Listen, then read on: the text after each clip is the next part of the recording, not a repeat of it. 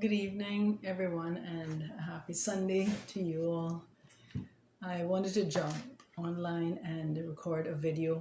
I can't say it's going to be short, but I wanted to talk about a few things this evening. It's been a weekend already, and it's only getting warmer as elections continue to gear up. I know some of the meetings are starting to get super hot, so I wanted to chime in with a few things and leave this for you, the voters out there, to bear in mind and take into consideration as you are going about considering which candidates you're going to vote for, whether individual candidates or across party lines. That's up to you. And some of the things I wanted to talk about, of course, they're going to be legal oriented. Excuse me if I look a little flushed. I went for a small stroll out, and then I decided to change into this shirt because of the subject matter I was going to talk about. Excuse me if I forget some names here, but this is based on my information, and I didn't really have time to jump on and check.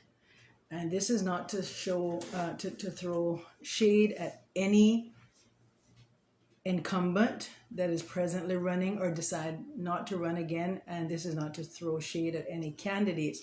This is just a topic I decided to talk about and give this information to voters out there. And then you can do with it what you want. Now, what came to mind is that we have 8 persons running for office that I am aware of right off the bat who have law degrees. I am aware that there are 6 who are running who are practicing attorneys, lawyers. I'm not quite sure of their specialization areas, but I don't think any of these that are running actually practice in areas of family law, criminal, and those topics that are very, very commonly of interest to our local Caymanian people. However, as I said, I know there are 8 who have a law degree and 6 who actually have a law degree to practice that I am aware of. And I will name those persons: Miss Julie O'Connor Connolly from Kimmenbrack East. I know Miss Julie is a lawyer. I'm not sure if she's up to date with practicing, and that really doesn't matter. I just want to let the public know that these persons have law degrees, whether they're formally practicing or not, but they do have formal law degrees. Delmira Kirchman from East End, Kathy Ebanks Wilkes from, I think, West Bay Central, I believe, Andre Ebanks, West Bay South, Wayne Panton from Newlands. Well, excuse me for calling the MPs, the incumbents, by their names in that manner, but Honorable Julianne O'Connor Connolly, Honorable Kathy Ebanks Wilkes, Honorable Andre Ebanks, Honorable Wayne Panton of Newlands, Alva Saku of Newlands, Hayward Rankin of Bordentown West, Alric Lindsay of Georgetown South. These are the persons that I am aware have formal law degrees, and I am aware that Miss Julie O'Connor Connolly, that's the Honorable Premier of the Islands at this time until new elections produces the new government, and Kathy Ebanks Wilkes, Andre Ebanks, Honorable Kathy Ebanks Wilkes, Honorable Andre Ebanks, Honorable Wayne Panton, and those are the persons, again, that I am aware have formal law degrees. The other 2, which would be Delmira Kirchman and Alva Saku, I understand have not actually been called to the bar yet. And again, like I said, I could be wrong about this, but I realize those 2 have their law degrees. I think Alva Saku has actually done his private practitioner's course, which is what you do after you get the formal law degree. And he's also done his articleships. And so all is remaining for him is to be called to the bar. Delmira Kirchman, I understand she has done her law degree, but has not done or has not completed her professional practice course or taken her articleships yet. But they both have their formal law degree, as I have been told. And so, what I wanted to talk about with these persons here is I want voters to address these persons when they go to meetings and discuss certain topics of interest to voters, because we know most of the candidates are campaigning on the environment, cost of living, housing, tourism, the financial sector. Those are the five, and transportation and roads and that sort of thing. I think those are primarily the six things that they're campaigning on.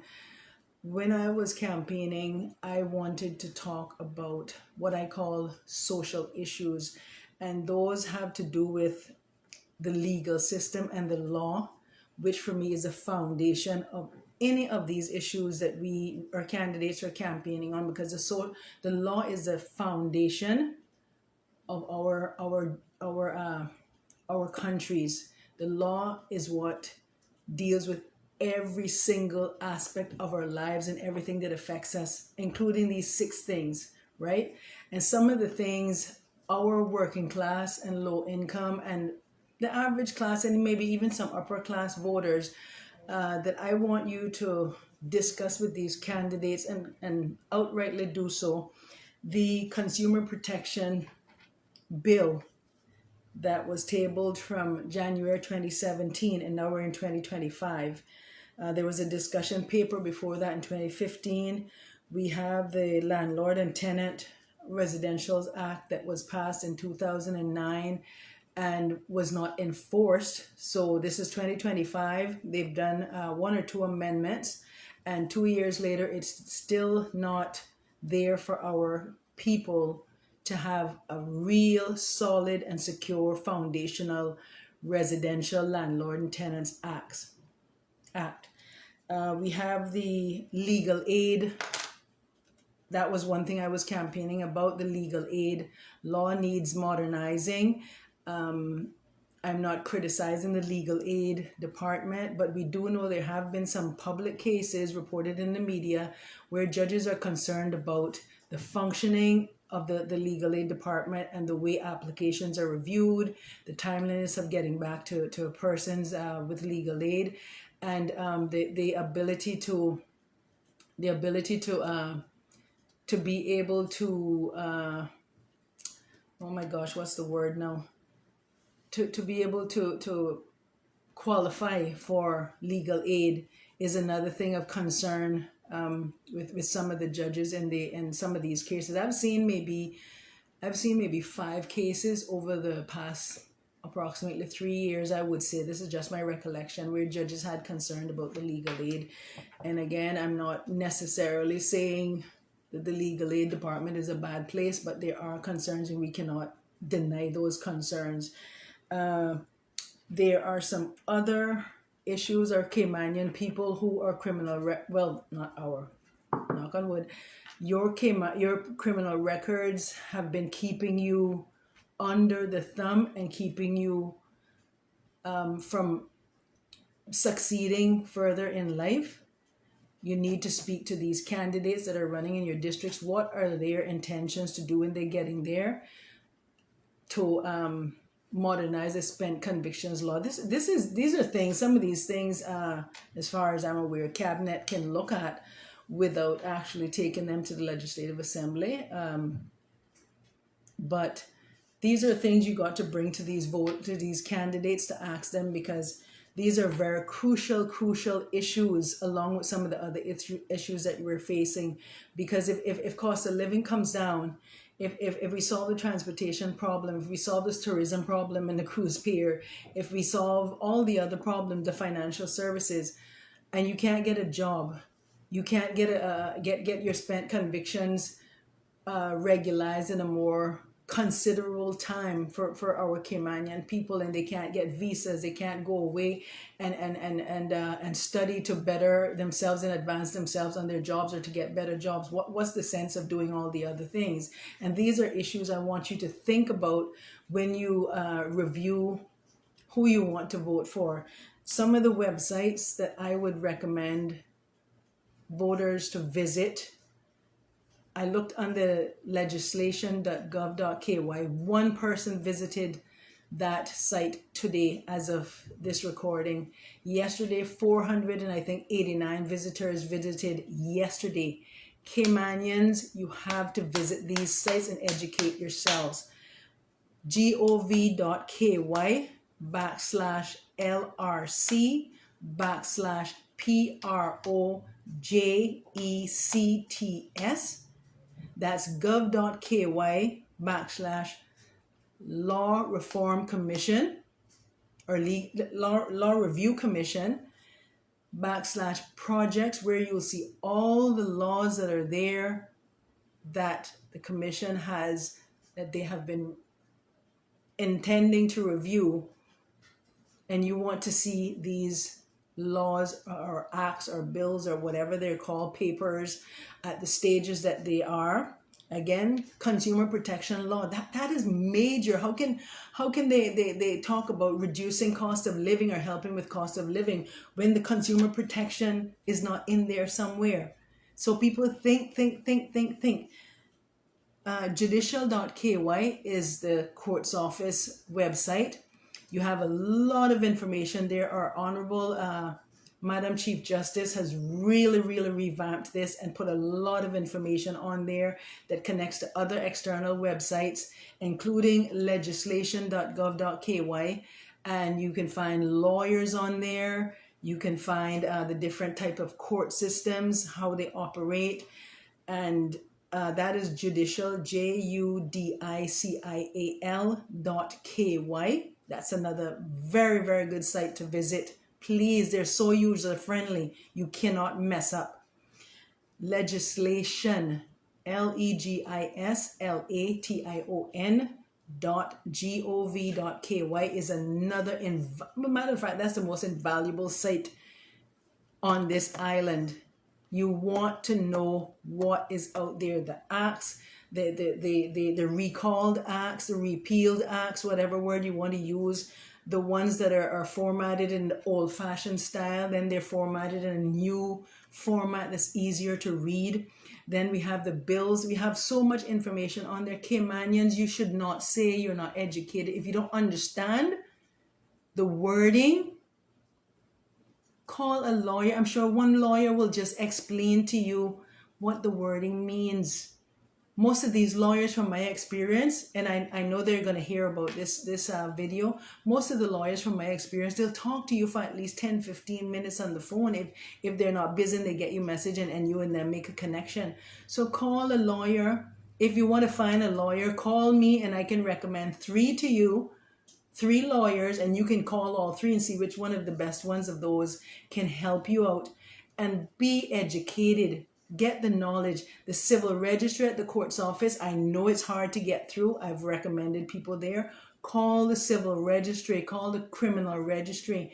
And they are not lawyers. They cannot give you legal advice, but they will try their best to tell you what they can and then direct you to wherever they're by law allowed to direct you to. I also am aware of the 2 free legal clinics, Cayman Islands Legal Assistance Clinic, CLAC, and at the Family Resources Center, the, oh my gosh, I should be ashamed of myself. The free, anyway, that's another free legal clinic, Family Resource Center. Please excuse me for forgetting the formal name of your legal clinic. But Caymanians, get on this website or these websites, especially the law review. Let me just go back here and make sure, because I'm so excited about this video that I may not have the right name here to tell you. And it's the Cayman Islands Law Review Commission, right? Their websites, and you can go on there and you will see under the headline to the far right, almost in the middle of the page to the top, you'll see the word projects, and that will tell you some of the laws that are before them that they need to be working on. And speak to these candidates. They need to be aware of this information. They need to be able to tell you this information, what their intentions are to address these things. Because when they get in there, they have to learn a lot of the laws and how, and the functioning and how the laws are made and so forth and whatnot. Again, I will reiterate, we have that I am aware of. I really went over my list and I can't recall if there's anyone else on there who are standing for public office who are qualified lawyers at this time just to have a law degree. Now, you can have your law degree like other people on the island. Some people have law degrees, but they're not practicing attorneys. And that means they have to do the professional practice course. I think that's a year. And then they have to do their articleships, which I think is another year. And then they have to be formally called to the bar at the court's office. And so I am only aware of 6 candidates that are running, and they are primarily incumbents who have formal law degrees. I don't know if their law degrees are up to date for them to be practicing. I don't know that any of them have been practicing because they have been in the parliament representing the people of these beautiful Cayman Islands. So reach out to these candidates in your districts. Again, I said Miss Julie is in, Miss Honorable Premier Juliana O'Connor Connolly is in Kimmenbrack East running again. Miss Delmira Kirchman for East End, as far as I am aware, she graduated with her bachelor's in law, which is a start for becoming a lawyer in Cayman. Miss Honorable Kathy Ebanks Wilkes, West Bay Central, I believe. Honorable Andre Ebanks, West Bay South. Honorable Wayne Panton, Newlands. Alva Saku, Newlands. Hayward Rankin, Bordentown West, and Alaric Lindsay, Georgetown South. Now, another interesting thing I just want to mention quickly is most of our candidates. This is pretty interesting, and it kind of chimes in with what our outgoing speaker, Honorable Alden McLaughlin has said, talking about experience and qualifications, that just about as far as I am aware, almost all of our candidates have some form of higher education, whether an associate's or a bachelor's. And an associate's degree these days is like a high school diploma. And then the bachelor's have now become an associate's degree in that sequence. So I would implore every candidate, try to get yourself at least an associate's degree. Online learning is so commonplace right now. You can learn from your home right here at any place in the world. It doesn't matter what it's in, but get yourself some formal education. Myself, I did not complete high school because I was a young teenage mother, but I went back and got formal education. I went back and I got an O-level in English, legal secretary, paralegal in associates, bachelor's in legal studies, and I can practice certain areas of law in the United States. I don't have a law degree in the United States, but I can practice law like immigration, workers' compensation, family. There are about 2 other areas of law that I can go into courts or into arbitrationary courts or whatever they're called. I can't remember right now, and actually represent clients. So get yourself some formal education, candidates, especially if you're not successful this go round.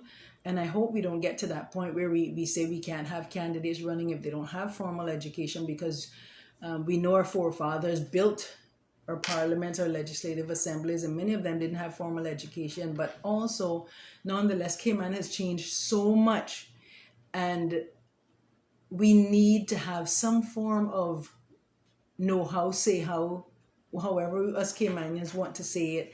in order to go in there and represent our country. Because let me tell you, everybody and their grandmother and grandfather is coming from all over the world and coming in here to the Cayman Islands. That it said we have over 100 different nationalities coming to these islands, and they're not coming here just to be here, you know. They're coming here to stay and get grounded and get what they can, milk the cow. And so we want to have smart, intelligent, common sense, learned, as we like to say in the legal profession, learned persons in there representing us, because it's not this just getting there in there so much anymore and just working your way in. We want to have people who can read, write. Let me tell you something. There's a particular candidate, I'm not going to say that person's name. Maybe there's two or maybe three that people would often say they were there doing nothing, and they don't know how to speak, and they don't have no edge. Let me tell you something. These candidates, I know them personally, or the incumbents, they can read and write and speak, and some of them write their own speeches if people think other people write their speeches for them. So don't take that for granted. You know, get some formal education, not just a high school diploma anymore. And I hope and pray when our government, this new government, gets in there, that they're going to address the consumer protection and the landlord residential tenancies that's been sitting on the dock of the bay for over 15 years. That Spent Conviction Act, those need modernizing. We want our people to be able to have some semblance of freedom. If a person has been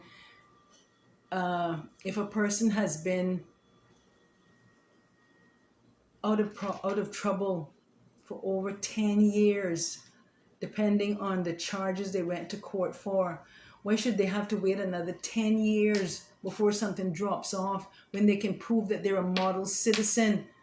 They've reformed their lives, they've changed, and yet we have a law that keeps our Caymanians in bondage because our legislators have not looked at this law for how much years. You're going to vote in people like that, and when they get in there, what they're going to do? You have to hold them accountable. These are some of the things I was going to campaign on. Prison reform for our Caymanians, that they can get jobs. Some of these companies do not want to employ Caymanians with a conviction or a record. It doesn't matter what the charge is. Once they see a record, they don't want to employ Caymanians. That was something I was going to campaign on. And you ask these candidates, what are they going to do about these things? Especially certain districts that we know have a high percentage of persons with records. Ask your candidates what they're going to do about the Spent Conviction Act. Okay? I think that is pretty much. Ask Miss Julie, Honorable Premier. Ask Delmira Kirchman. Ask Honorable Kathy Ebanks Wilkes. Ask Honorable Andre Ebanks. Ask Honorable Wayne Panton. Ask Alva Saku. Ask Hayward Rankin. Ask Alric.